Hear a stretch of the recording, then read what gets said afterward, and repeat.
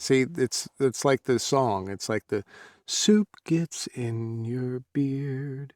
Soup gets in your beard. You know, say what is in your soup? I don't know, but you are gone in my beard. It's that song. Hi, you fucks. I'm John. Welcome to John Sello's Beer Brigade, where I'm John and you're not, or some shit like that. This has been the weirdest, craziest, insane session of my life. We've been working for, I don't know, what day is it? A lot. And we still haven't gotten one chapter done on this book. And it's all because of this right here. I want to point this out to you, okay? I'm not normally one to complain about people's rights or anything like that. I'm really not a political person. I could care less, but that motherfucking baby has more hair than me. God damn it. How is that just fair or right, okay? He just popped out of somebody's pussy, and now he's got more hair than me. I mean, I've been working my whole life at this point. I don't have hair. You see that? Look at that. That motherfucking little dick. I'm pissed. I'm a little bit angry. You got to do the Mentos ad. Anyways, we are starting a new series today. This is Hunter's Creek Book 1. Now, not to be confused with the series name, which is also Hunter's Creek. And I kept on confusing and calling it Dawson's Creek, but it's not. That's actually a TV show. I'm going to have the copyright to that, so shh, I didn't actually say that out loud.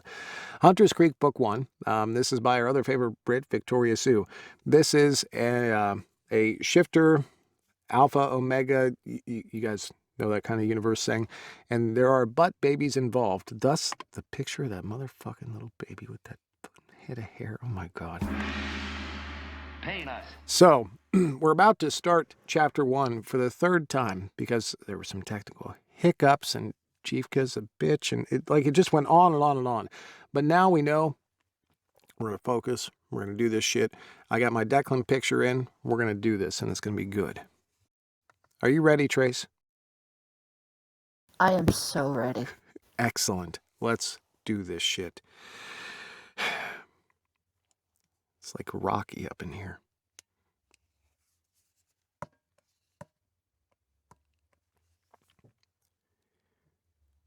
Chapter 1.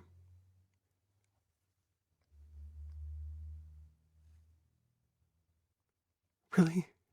Really? I fucking like a dump truck. We're gonna have to get the road closed at this point.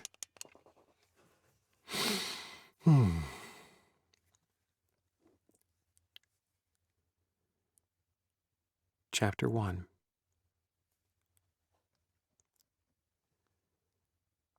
Asher grinned at his mom as he strode through the playroom to grab his mail. Half buried in clothes of every size, she quickly sorted them into piles.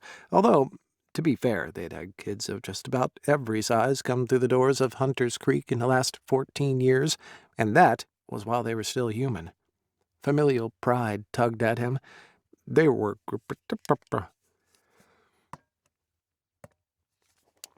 was while they were still human. Familial pride tugged at him. There were group foster homes the world over, but Hunter's Creek was a little different. Not that the rest of the world knew that, though. He imagined Harriet Harker from the Montana Child and Family Services Division wouldn't be the fan of this place she seemed to be if she knew the truth. Asher rolled his eyes at the understatement. His mom smiled back as she disappeared with an armful of laundry. The phone rang in the office, and he swiped it up, wondering where his brothers were. It was unusually quiet around the house. Yeah. A laugh came down the line. Brett. Only you, Asher, only you. Your mom could never get you to answer the phone properly. Asher grinned, remembering all the times his mom had scolded him for not saying Hunter's Creek like some fancy secretary. So how's it going? Thought you were on vacation.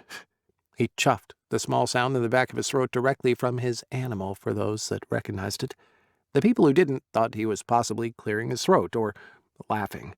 There had been a few disgusted teachers when he was younger who thought he was making fun of them when nothing could have been further from the truth.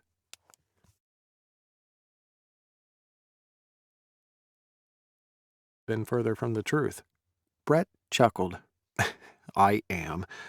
But I got a call and I wondered if you could handle it. I can't get back for at least 2 days. Asher sat down and pulled a notepad toward him. What's going on? I got a call from Dr. Michaels over in Helena. He was brought in for a consult on a patient, and while he was there, he asked to basically rubber... What's going on? I got a call from Dr. Michaels over in Helena. He was brought in for a consult on a patient, and while he was there, was asked to basically rubber stamp a repeat prescription because another patient's doctor is out of town. Shane, well, being Shane, wouldn't just do that without seeing the patient, and he seems to have opened a can of worms. 21-year-old male, diagnosed with schizophrenia. Well, I'm sorry to hear that, Brett, but what is that? He's definitely a shifter. Asher wrinkled his nose. That's impossible. Shifters never got human illnesses. Someone must have made a mistake. He knew Shane Michaels, of course, human psychiatrist and a really genuine guy who also happened to be mated to a wolf shifter. He was one of the trusted human contacts who kept their eyes open for shifter kids in the system that might need a home. It didn't happen often, thankfully, due to most shifters belonging to packs, but when it did, it was a huge screw-up. I know Asher, but Ginny Michaels was with her husband and saw him briefly as well, enough to know he's a shifter, but not what exactly. You know what human hospitals are like, how it messes with your sense of smell. Exactly. Asher agreed, not sure what point Brett was trying to make. And schizophrenia? That's what makes it impossible. Yeah, we know. But Ginny says he's definitely a shifter. Apparently, he's always been in care, no family, judged too unstable to be living in anything but a secure psychiatric facility. Brett paused, and Asher waited for him to say something else completely unbelievable. Thing is, Asher, Jenny's read the file that Shane got, and she thinks he's a wolf Omega. Asher huffed out a laugh. Now he knew someone was pulling his leg. Look, Brett, if you don't believe me, I suggest you FaceTime Ginny Michaels, because Shane says she's been crying solidly for the past hour and demanding someone go get him. That shut him up. You're serious, aren't you? Like a heart attack. Do we know any history? At all? No, only that the poor kid's been on antipsychotic meds since he was 12. How the hell? Asher shook his head, clenching his fists.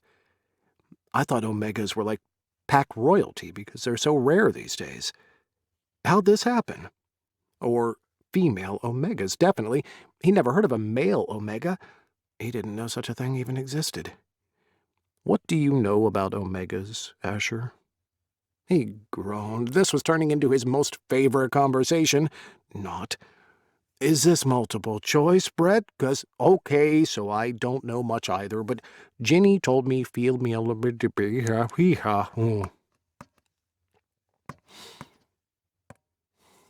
groaned. This was turning into his most favorite conversation. Not. Is this multiple choice, Brett? 'Cause, okay, so I don't know much either. But Ginny told me female Omegas need to bond with an alpha male, usually their father, when they first start their menstrual cycle. Obviously, they're not claimed or mated, but they go seriously insane if not. Rages, like off the charts. But this is a guy. Asher wasn't trying to be funny. And according to the history books, like 1,000 years ago, Omegas were always male. Female wolf Omegas were never, ever heard of. Then all of a sudden it goes the other way, and there hasn't been a male Omega born in hundreds of years. What's he saying?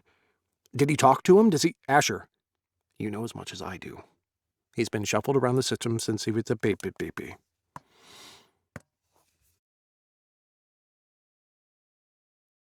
You know as much as I do. Did he talk to him? Does he... Asher, you know as much as I do.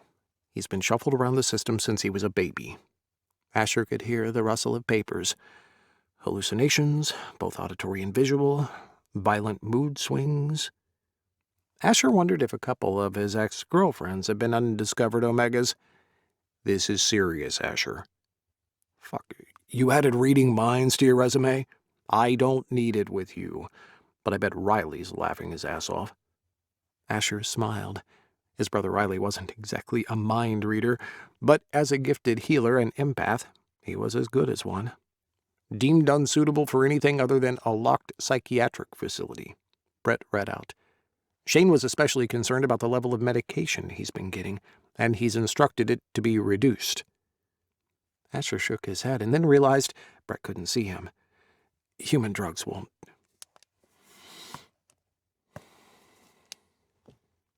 Asher shook his head and then realized Brett couldn't see him. Human drugs don't work the same on shifters. They would have had to have given him big doses. He glanced at his watch, realizing when he didn't get a reply, he was stating the obvious. You want me to go get him first thing tomorrow? Actually, I want your ass out there now. Dr. Michaels kicked up a storm, and I think he's worried they may try to move him. Their new place is across state lines. Could be awkward. Do you have a name? Cy Daniels, pronounced Cy, spelled S-A-I. I'll be there in an hour. Asher grimly jotted down a few details and hung up. His mom walked into the office, black hair swinging in her ubiquitous ponytail, now streaked with gray that he and his brothers were no doubt responsible for. Brown eyes were surrounded by laugh lines. He hoped they were responsible for those as well. Emergency? Do you need us to stay? Nah, Mom, we've got it covered. You go get ready. She hesitated, and he knew she was dying to ask. I'm not even sure he's a shifter, Mom. I'll let you know. He fibbed smoothly, knowing the word Omega, or his age, would be unusual enough to have his mom immediately canceling the cruise. Asher kissed her on the cheek. Trust me. He scolded gently and smiled as he left the room. Their dad had surprised her with a month-long cruise, and they were leaving that afternoon. First vacation on their own in nearly 30 years, and he and his brothers were all determined that nothing would spoil it. The 3-year-old twin bear shifters they had had for the last 2 years had just been successfully placed. Hunter's Creek only housed 7 years...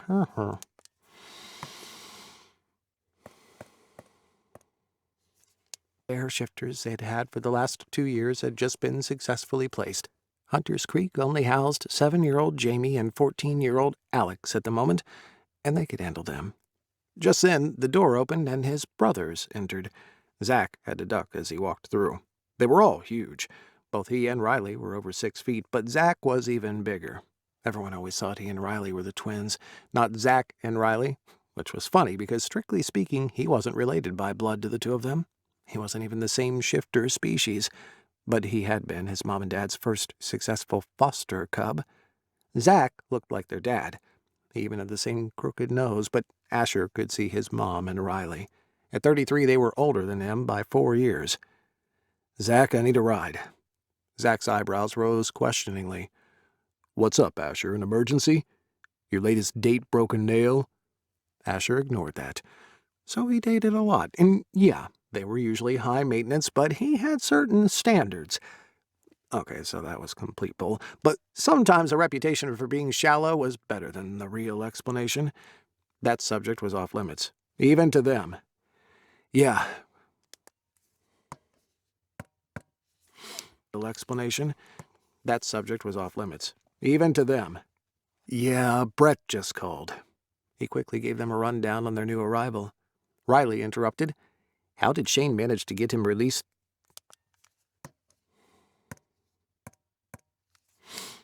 He quickly gave them a rundown on their new arrival. Riley interrupted. How did Shane manage to get him released to us, though? I mean, he's an adult, isn't he? 21's a bit old for a group home. I don't know. Asher shrugged. To be honest, I don't care, so long as they did. Well? Asher shrugged. To be honest, I don't care, so long as they did. Well, Cassie's finished college except for her exams, and Brett's obviously going to be back soon. We don't have much going on except the Western Bank contract. Asher nodded. His brothers ran a computer security firm. Riley was the computer geek behind the initial planning, and Zach, a licensed helicopter pilot, flew all over supervising installation work. Riley looked at his twin. I'll run Mom and Dad to the airport. Zach nodded. Come on, then. Asher checked all his IDs before following Zach out. He briefly fingered his FBI one and sighed. He had a feeling he was going to need it today. He only got asked to track missing people for them sometimes. He wasn't an actual agent, and he didn't do any James Bond shit. But whatever, it came in handy, even if he just wanted to impress girlfriends with broken nails. He paused a second, and his heart gave the usual lurch, remembering smooth muscles, brown eyes, and the smell of Shiloh's football jersey from way back when, before everything went to hell. Or boyfriends.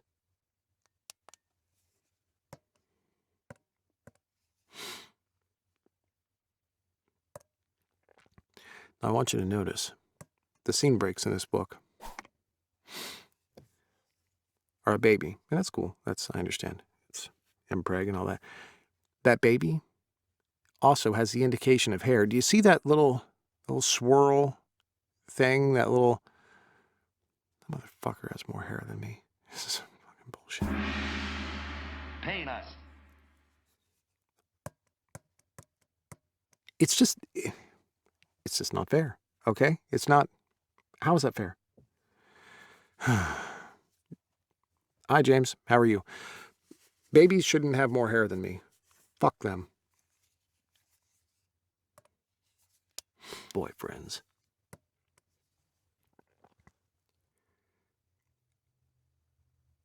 Asher stared out the window at the toy scenery below.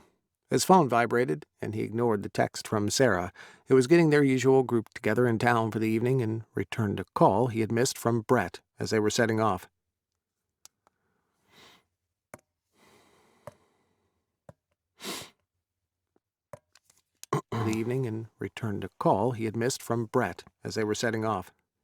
Zach says we'll be at Billings, Logan, in about 30 minutes.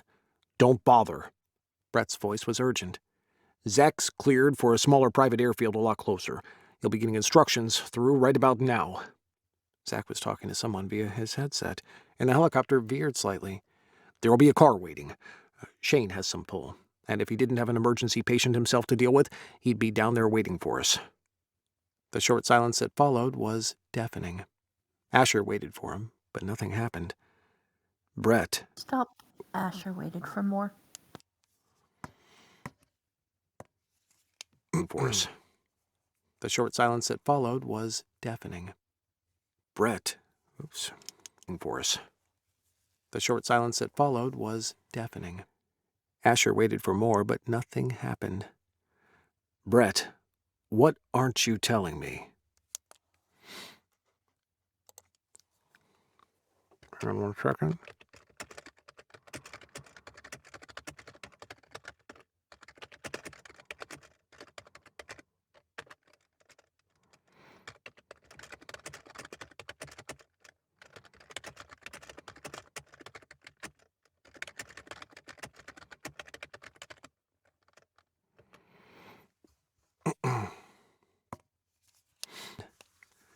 Brett, what aren't you telling me? Brett's sigh was troubled. I've just been talking to Jenny Michaels again. The place is bad, Asher. Some hangover from the 50s, mostly closed down, just a few elderly patients that are staying there. Anyone that needs locked supervision is going to their new place. No idea what our shifter's doing there, and I have no idea what state he's in. Jenny only saw him by chance when she came in to bring Shane some files he needed. He doesn't think anyone has seen him for years. Shane some files he needed. He doesn't think anyone has seen him for years. Think they were ready to throw away the key on this one. But how? Brett, this isn't the Middle Ages. Yeah, I know. But I think he's just slipped through the cracks. You know how overworked and underfunded the system is, and when there's no family to complain, these patients get buried under all the paperwork and procedure. The nurses are doing a thankless job, the best they can with little resources and lousy pay. I've seen this time and again, and time again. A thankless job, the best they can with little resources and lousy pay. I've seen this time and time again. He took a breath, but not usually with a patient this young, I admit. I also wanted to warn you about the bitch in charge. Complete piece of work, according to Jenny. Says her husband has had a few run-ins with her over patient care. We're only giving them a few minutes' notice on your arrival. Says her husband has had a few run-ins with her over patient care. We're only giving them a few minutes' notice of your arrival in the transfer deliberately. Says her husband has had a few run-ins with her over patient care. We're only giving them a few minutes' notice of your arrival in the transfer deliberately, so they can't do anything. Christ, Brett, what the hell are they going to do? Asher asked, wondering if Brett wasn't being a bit too dramatic. Just giving you a heads up. Let me know when you land. Any time now. Okay, calling them now. Make sure you get to him pronto, Asher. Asher hung up and looked at Zach as the blade slowed. That was Brett. He's putting through our authorization now. He didn't want to give them prior warning, and apparently we've got to get to him quickly. Zach nodded. Okay. Warning, and apparently we've got to get to him quickly. Zach nodded. Asher, if I hadn't been there on some of the pickups we've done, I wouldn't. Warning, and apparently we've got to get to him quickly. Zach nodded. Asher, if I hadn't been there on some of the pickups we've done, I wouldn't have believed what some sick people are capable of. Asher knew, and he looked out the window as the helicopter lowered down almost perfectly next to the black car waiting for them. He felt a twinge of guilt. Riley and Zach worked directly with the Shifter Council, a huge underground network of trusted humans and various shifters that kept their world and, more importantly, humans safe if a shifter went off the rails. It didn't happen often, but when it did, it was serious. The last one had been a bear. He'd dropped his wife and son at the bank while he parked to fill out a mortgage application. An ordinary, everyday occurrence, except the bank was robbed by a hopped-up psycho trying to get drug money. 3 people had been fatally shot, and 2 of them were his wife and child. In his grief, he had shifted and run off after the guy. They were incredibly lucky CCTV hadn't caught him. Then ended up with what the cops thought was a real bear on the loose until the emergency vet had been brought in, one of theirs, and managed to get him out of sight to shift back. It had been too damn close. And up to now,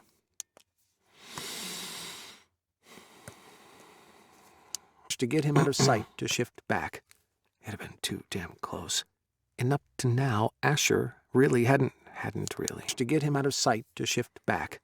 It had been too damn close. And up to now, Asher hadn't really been involved in any of it. He'd grown up alongside shifters of every sort imaginable, and for a lot of years hated every second of it. He just wanted to be normal, hated the secrecy, hated anything at school that would separate him from the rest of the kids.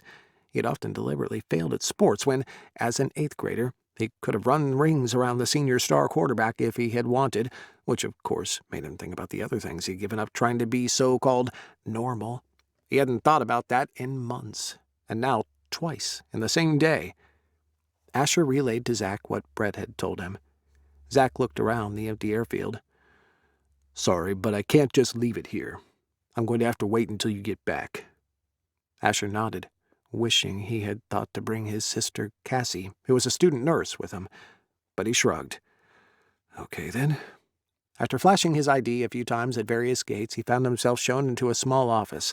The mousy guy who'd told him to wait hadn't impressed Asher one bit. He smelled of stale cigarettes and beer, and the surroundings were creeping the shit out of him. Hell, the place looked like it should have been shut down 100 years ago. Peeling, stained walls and floors weren't agreeing with his shifter sense of smell at all. Disinfectant he expected, and that would have been bad enough, but the place took Hitchcock to a whole other level. He half expected a film crew to walk by.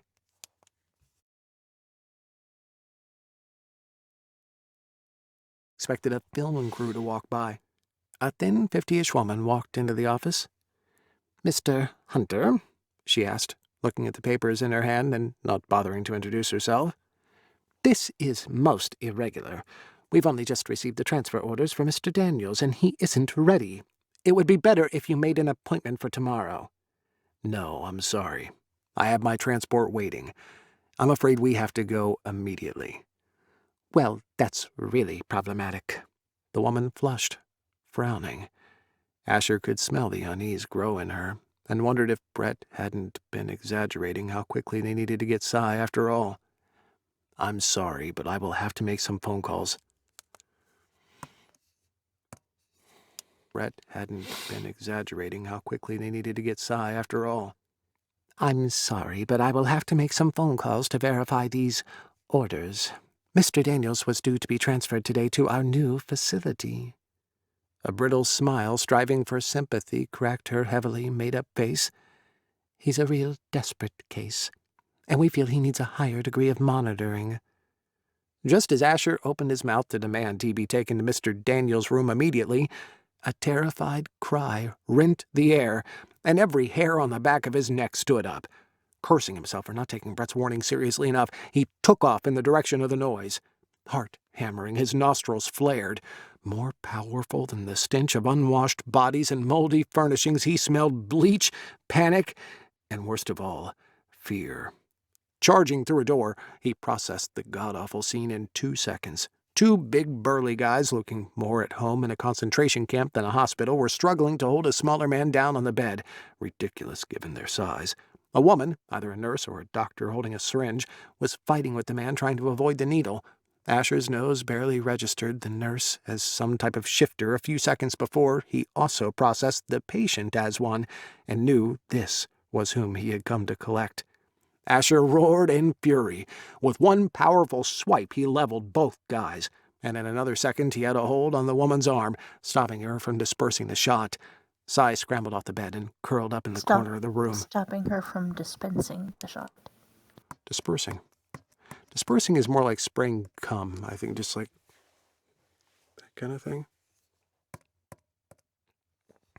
In fact, instead of ropes of cum, I challenge any author out there, instead of having them have ropes of cum coming out of have them dispersing their cum, like a fire hose. In fury, with one powerful swipe, he leveled both guys, and in another second he had a hold on the woman's arm, stopping her from dispensing the shot. Cy scrambled off the bed and curled up in the corner of the room. "How dare you!" spluttered the gray-haired woman as Asher forcibly curved the needle at a 90-degree angle and dropped it onto the tray. Asher didn't give her time to continue. "This patient is for immediate transport. Dr. Michaels was clear he was to have no more drugs. If you doubt those instructions, I can get Dr. Michaels on the phone." Asher glared and released her arm. "Lady," and I use that term generously, "I can get the fucking FBI on the phone. Now get the hell out!"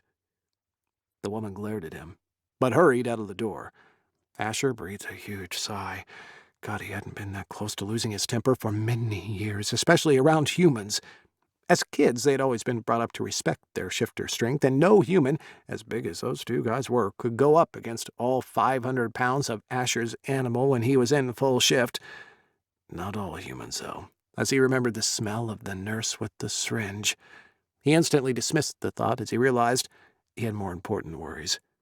Asher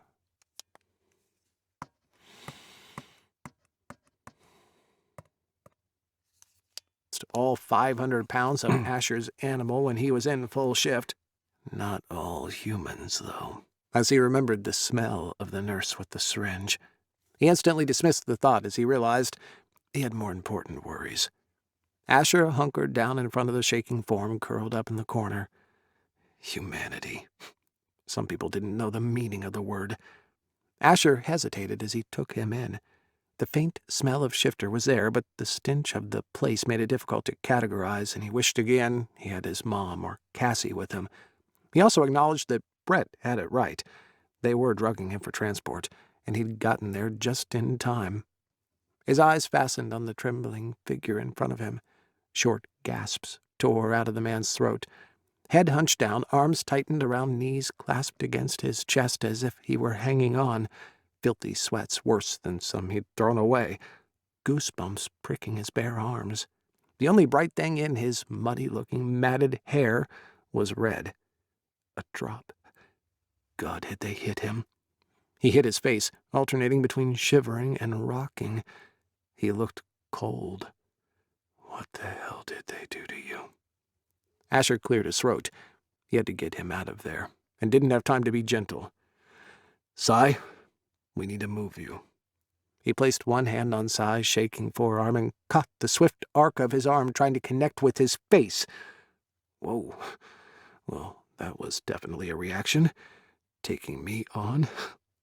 He'd have laughed if it were funny at all. No one's gonna hurt you. Don't you want to get out of here? There you go. Asher shrugged out of his own sweatshirt and calmly widened the neck so it would slide over him easily. Thin arms stiffened but stayed still, and Sai's chest rose at a slower rate when Asher gently pulled the sweatshirt past his eyes. So you're not ready to try and take me out, huh?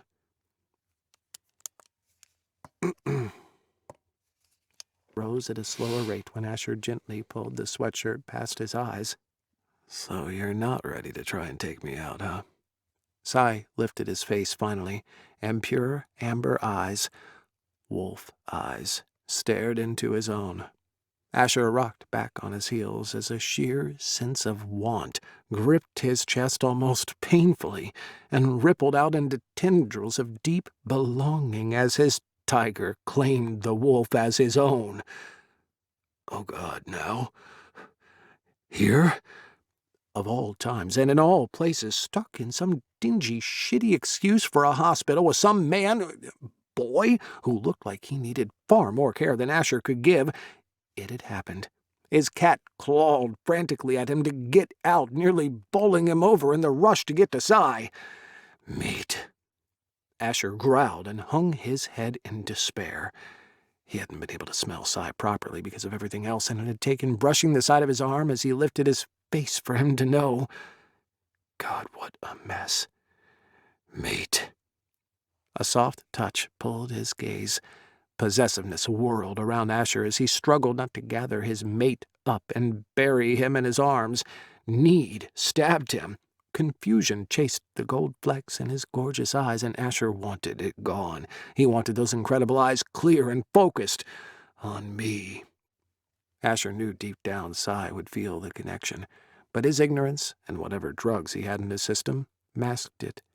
Sai lifted a shaky hand to touch the side of Asher's face in obvious bewilderment, but still didn't say one word. Deep purple marks marred Sai's neck. Asher's chest tightened, and a shallow breath managed to escape his lungs. He took in his pale face under the bruises and gazed at the chipped stubs of filthy, bitten fingernails as Sai lowered his hand back to his side, as if worn out. No, almost as if he had expected too much and given up. Almost as if he had expected too much and given up. Asher pulled himself together. Sai, we need to get you out of here, okay? He tried to encourage him to stand, and after a few seconds, Sai managed to, on shaky legs. He was tall, about a head smaller than him, but his body was so thin, so wasted. For the first time in many years, Asher wanted to cry at the injustice of people and babies with more hair than him, humans or shifters that would... You're stuck on that, aren't you? Dude, the fucking little thing had more... You can see it. Pisses me off. His body was so thin, so wasted. His body was so thin, so wasted. For the first time in many years, Asher wanted to cry at the injustice of people, humans and shifters. Humans or shifters. His body was so thin, so wasted.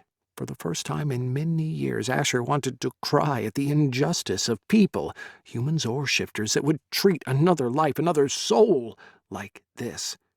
He took one look around the bare room and didn't bother to ask Sai if he needed to take anything. Taking one cautious step, Sai tried to walk, but his knees buckled.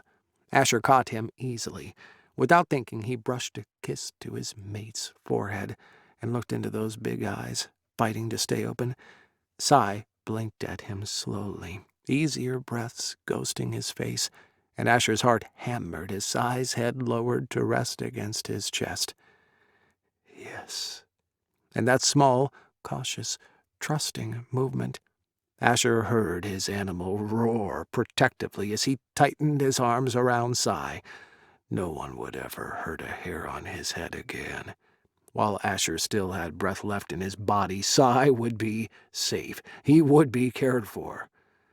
And he would be loved.